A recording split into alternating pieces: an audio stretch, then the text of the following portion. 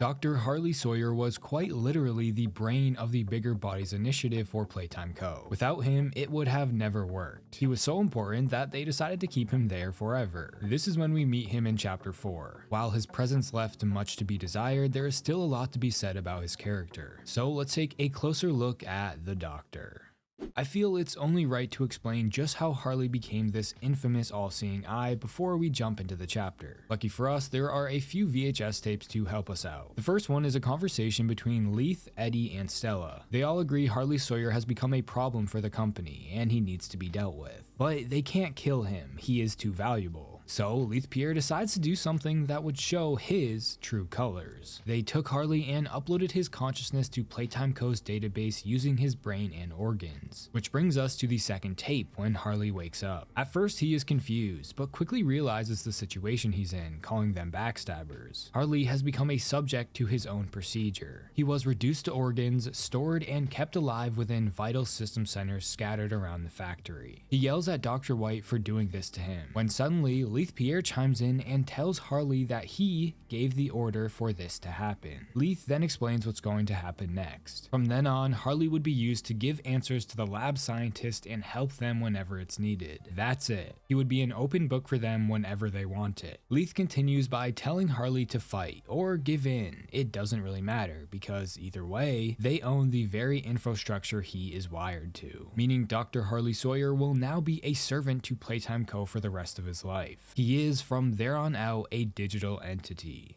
When we, the player, first learn about Harley, he presents himself over the TV inside a prison cell. He mentions feeling something squirming its way beneath his skin, an intrusive foreign little germ after all this time. As we know, the first few layers of the factory were just scratching the surface of the entire facility, meaning we were just scratching the surface of Harley himself. The deeper we go, the deeper we enter inside the mind of Harley Sawyer. This is his turf, there are no places to hide. So he sends us into the prison to see how we fare. A little game, as he said himself. As we navigate through the dark remnants of the prison cells, Harley points out how lost and disoriented we look. Heavy breathing is indicative of fear, so Harley decides to test this response to fear by sending out a horde of mini nightmare critters. This tells us a few different things. First, Harley has full control over the nightmare critters. At a moment's notice, they will obey his every command. But this also tells us Harley will be watching our every move, as he has been watching us since Chapter 1. Now, when we enter one of the containment zone rooms, Harley mentions he never thought he would see another like us, a human, certainly not an employee, which is interesting because he doesn't say what type of employee we actually are, as this still remains a mystery. But he says something makes us different, he's not sure what. However, we were able to take out the other experiments, so we must be special. Harley himself decides to try something different and brings out Yarnaby. As we know, Yarnaby acts as Harley's guard dog. Since we are getting closer, he sends out Yarnaby to help protect him. Harley also mentions he will be taking notes. I don't think this was just a little joke. I think he will actually be taking notes on how Yarnaby performs, taking notes on how effective Yarnaby really is. That being said, I believe Harley has been actively studying how each experiment performed when attacking us. After all, they are his creations. This is something a scientist would do.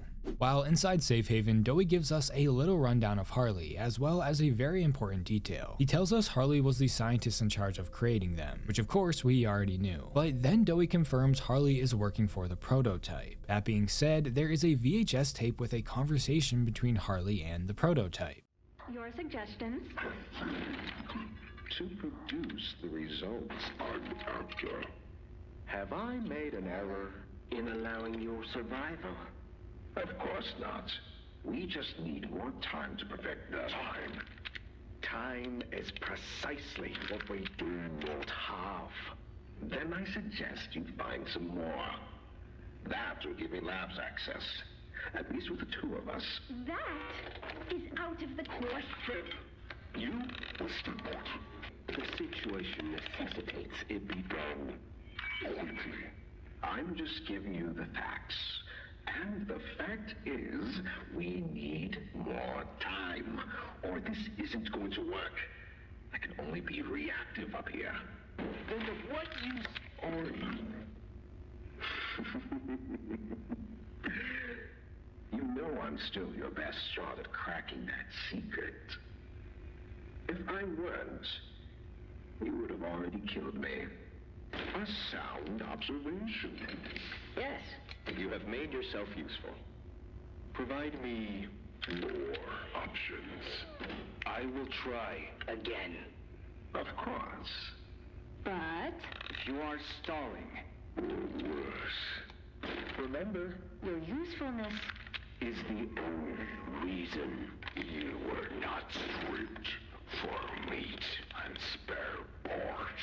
This tape reveals that the prototype is only keeping Harley around, rather alive, because he needs him for something. He also mentions Harley is not allowed in the labs. Why? Because the labs are where the still alive orphans are located. And like I've said in all of my other Chapter 4 videos, the prototype is not the bad guy. He is not trying to hurt the orphans. The prototype is keeping them away from Harley to protect them. That being said, why is the prototype keeping Harley alive? What is this secret they are trying to crack? Well, it's immortality. The prototype is using Harley to give the orphans immortality without turning them into bigger bodies. At least that's what makes the most sense to me, as I've explained this in other videos. After our final encounter with Yarnaby, Harley speaks to us again, seeing us just as he expected. Meaning Harley expected us to get past Yarnaby. He expected us to kill him. It makes you wonder if it's been Harley's plan all along to get rid of Yarnaby, considering he abandoned him before the Hour of Joy. Either way, Harley mentions we are every bit of what the prototype fears. We are strong, as no experiment has been able to stop us. But Harley can't remember seeing our face before, and wonders why we came back. Was there someone we loved here? Someone we lost? Or was it the pain of not knowing what happened? It's always been a theory that the player had something to do with the Bigger Bodies initiative. After all, in Chapter 3, it's heavily implied that we returned because of guilt. We are guilty for being a part of the experiments. So now we have returned to help what's left and hope to clear our conscience. But Harley says he doesn't remember seeing us. You would think he would remember every employee that was a part of this initiative. So I'm not entirely sure why he doesn't, but it's an interesting detail to point out.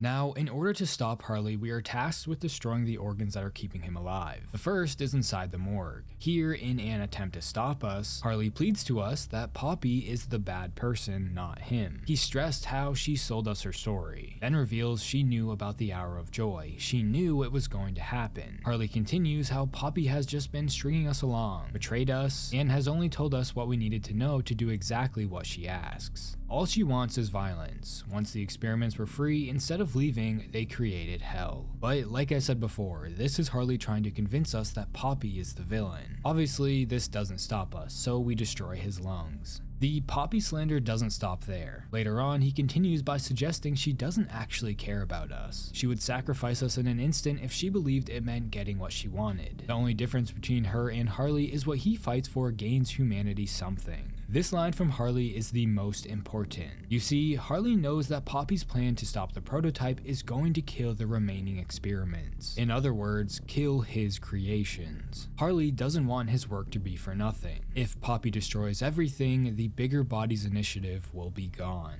This is what he meant by saying he fights for gaining humanity something. Harley thinks the Bigger Bodies initiative will save humanity by giving humans immortality, which relates back to why the prototype is keeping him alive. So this is why Harley has been trying to convince us that Poppy is the real villain. He doesn't want her to destroy everything he built, which also explains the Poppy propaganda poster. This was Harley trying to convince the other toys that Poppy will lead them to their death, which he's not entirely wrong. Next, we get a little more information about the nightmare critters and Harley. We fall into an area filled with cages and a shock treatment zone. Inside said cages are the nightmare critters. It seems this is where they have been locked away. This room also explains the experiments would go through shock treatment. Another example of Playtime rather Harley's sinister acts. As we fall down, Harley says, "You think poor Yarnaby was my only pet," as a mini-ish Bubba Chops begins to chase us. After painstakingly surviving the attack, we enter a room with another nightmare critter trapped inside the same machine Harley's organs are in. He asks if we believe we are taking the moral high road with everything we're doing. He explains how survival necessitates choices, difficult choices. So Harley gives us a choice. If we want to leave, it will come at a cost. We either kill the innocent nightmare critter and leave, or we stay and die. A choice of morals, but of course we kill the critter. Besides being filler for the chapter, this was a test from Harley, as he has been trying to convince us that Poppy is the real enemy. If we choose to finish her plan, we take out the prototype, but at the cost of innocent lives. So with this test, we have a similar situation. We can leave, but at the cost of an innocent life. Harley is trying to show us that we are no better than Poppy and her plan. After destroying the second organ, we head to where the doctor's brain resides. The last piece to the puzzle. It's hooked up to a different machine than the others. This is because it's his brain, the most important organ. However, he takes control of an android and throws us down underneath. This room is filled with countless other robots that Harley is able to control. These robots allow him to interact with the real world. I have to also point out that there is no explanation for how they were made. Since Harley was a digital entity, it would be impossible to physically build one on his own, so we can only assume the prototype made the first one, which allowed Harley to take physical form and build more. This would explain how and why there are a ton of them. Now, with each computer powered, we get closer and closer to overloading his brain. Once all of them are on, we head back upstairs to do just that. We overload Harley's brain and destroy it. Harley's last words are, "You saved no one." This was his last attempt to try and convince us that Poppy's plan will get everyone killed. But was this truly Harley's last moments? Could he still be alive? After all, he did say meat could be replaced. Well, that's a theory for a different video. With that, Harley's story in chapter 4 comes to an end. So what was Harley trying to do this whole time? Why was he significant to the chapter? Well, there are a few different reasons. First, his role with the prototype. Harley was kept alive to try and create immortality for the orphans. But more importantly, for the sake of the actual chapter, he spends most of his time trying to convince us, the player, that Poppy is the real villain here. Her plan to stop the prototype will get everyone killed. But why would Harley care about this? Why does he care about the experiment so much? Well, they are his creations. Remember, what he fights for gains humanity something. If Poppy's plan works, the Bigger Bodies Initiative will be burnt away, and all of Harley's work will have been for nothing. He doesn't care for the actual experiments, he only cares for the success of the Bigger Bodies Initiative. He is truly a narcissistic mad scientist that will forever rot in the very hell he created for the rest of time. What did you guys think of Harley? His full story will be explained in a later video when I study his character, but I wanted to kind of explain his role in the chapter for this video. That being said, there is still a lot to be said about him, so make sure to stick around for that. Honestly, in my opinion, he was very underutilized in the chapter, and I wish they would have focused on him more, but he's still a fascinating character either way. Let me know your thoughts in the comments below, and if you like horror game content like this, please consider subscribing. Also, I just made a Discord server, so if you want to chat with me, I recommend joining. And if you want to support the channel more, you can become a member. Don't forget to follow my Twitter at TerrifiedT. Thanks for watching.